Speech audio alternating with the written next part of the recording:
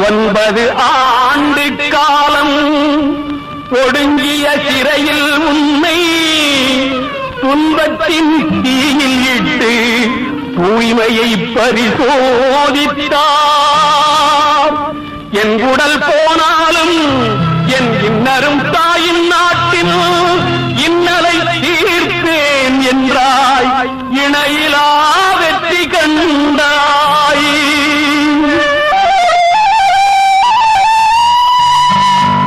50 ஆண்டு காலம் அரும் பெரும் பணிகள் செய்தாய்.